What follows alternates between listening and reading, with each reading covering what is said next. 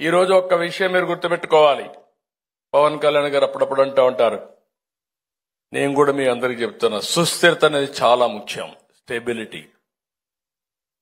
ఈ రోజు మనం చూసాం, కొంతమంది నాయకులు త్యాగాలు చేశారు, కొంతమంది నాయకులు ఈ రాష్ట్రాన్ని అభివృద్ధి చేశారు, కొంతమంది నాయకులు ఈ దేశాన్ని అభివృద్ధి చేశారు, కొంతమంది ఆహర్నిశలు పనిచేసి దూరదృష్టితో ఆలోచించి ఏం చేస్తే మీ జీవితాల్లో వెలుగు వస్తాయని ఆలోచించారు. కొంతమంది నాయకులు ఈ రాష్ట్రంలో, ఈ దేశంలో వాళ్ళ స్వార్థం కోసం దేశాన్ని, రాష్ట్రాన్ని నాశనం చేశారు. 5 సంవత్సరాలు మీరు చూశారు. నేను అడుగుతున్నా, ఇంత స్వేచ్ఛగా మనం మాట్లాడుకున్నామా అని మిమ్మల్ని అడుగుతున్నా. పొట్టి శ్రీరాములు గారి యొక్క గ్రామంలో నేను అభివృద్ధి కార్యక్రమాలు ఇస్తే అభివృద్ధి కార్యక్రమాలన్నీ కూడా రద్దు చేసేశారు. మళ్ళా పొట్టి శ్రీరాములు గారి పైన ఎక్కడా లేని ప్రేమ వాళ్ళకు పోసే పరిస్థితికి వచ్చారు. అంటే ఏది చెప్పినా నమ్ముతారనేది. ఇంకో పక్కన ఇన్ని సమస్యలు మనం చూస్తే 2014లో విభజన జరిగిన తర్వాత 13.5% గ్రోత్ రేటు సాధించాం. ఎవ్వరికి ఏ కష్టం లేకుండా చేశాం.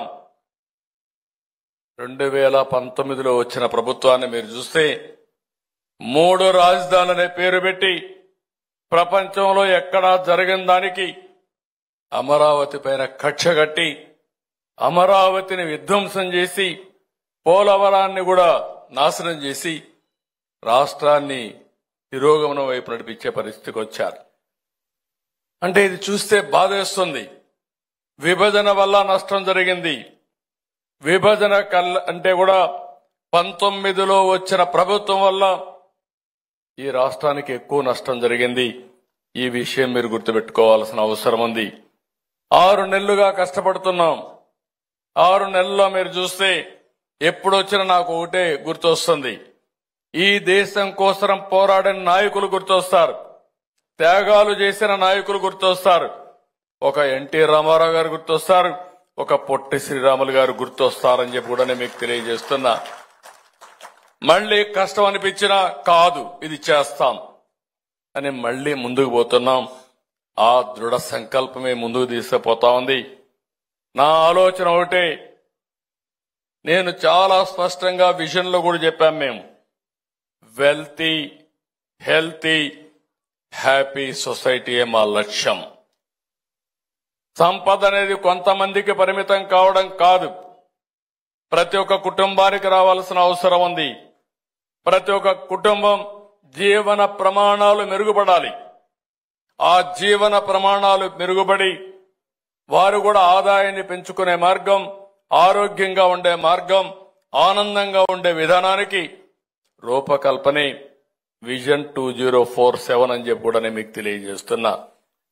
ఇందులో ప్రతి ఒక్క కుటుంబానికి న్యాయం చేస్తాం. మేము న్యాయం చేస్తామంటే మీరు ఏమాత్రం ఆలోచించకుండా ఇంట్లో పడుకుంటే కరెక్ట్ కాదు, అది కూడా చెప్తున్నా. లేకపోతే ఎవడో కుట్రలు చేస్తే ఆ కుట్రల్లో మీరు కూడా భాగస్వాములు అనేది కూడా కరెక్ట్ కాదు. ఏమైందో మీరు చూశారు. 19లో ఎత్తున చేయబెట్టి తర్వాత ఏం జరిగిందో మీరే చూశారు.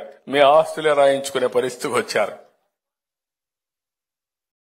నేను అందుకనే మిమ్మల్ని కోరేది, ఓసారి జ్ఞాపకం ఉండాలి. ఒక పొట్టి శ్రీరాములు గారిని గుర్తుపెట్టుకోవడమే కాదు, ఒక సర్దార్ వల్లభాయ్ పటేల్ను గుర్తుపెట్టుకోవడం కాదు, 1924లో జరిగిన పరిపాలన కూడా ఒకసారి గుర్తుపెట్టుకుంటే వాళ్ళ త్యాగాలు ఏ విధంగా మనకు ఉపయోగపడ్డాయి, ఇలాంటి వాళ్ళ వల్ల నరకాన్ని ఎట్లా అనుభవించామో ఒక్కసారి గుర్తుపెట్టుకుంటే మీకే కాదు, నాకు తప్పలా, మా పవన్ కళ్యాణ్ గారు కూడా తప్పలా, కొంతవరకు అందరం బాధితులమే.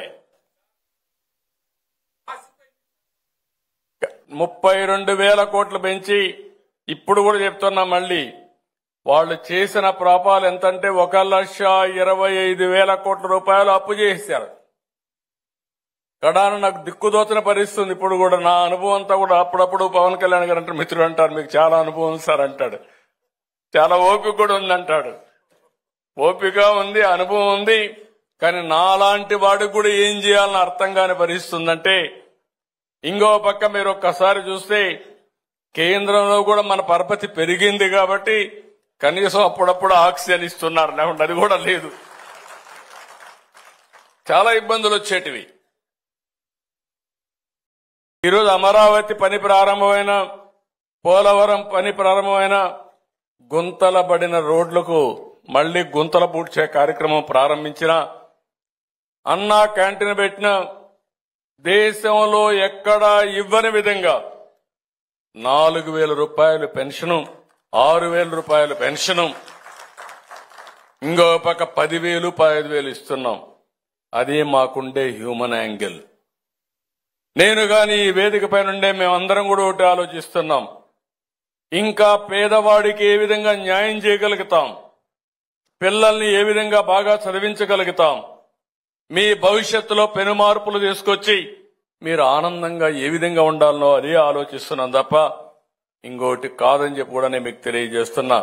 ఇబ్బందులు తాత్కాలికం. త్యాగాలు చేసిన నాయకులను చూసినప్పుడు ఈ ఇబ్బందులు అధిగమించడం కష్టం కాదు, తాత్కాలికంగా ఉంటాయి. కష్టపడతాం, శ్రమ చేస్తాం, దీన్ని అధిగమిస్తామని చెప్పి నేను మీకు తెలియజేసుకుంటూ, రాబోయే సంవత్సరం ఎందుకు ఇవన్నీ చెప్తున్నానంటే, మంచిని గుర్తుపెట్టుకోవాలా, చెడును కూడా ఒక పక్కన మైండ్లో గుర్తుపెట్టుకోవాలా.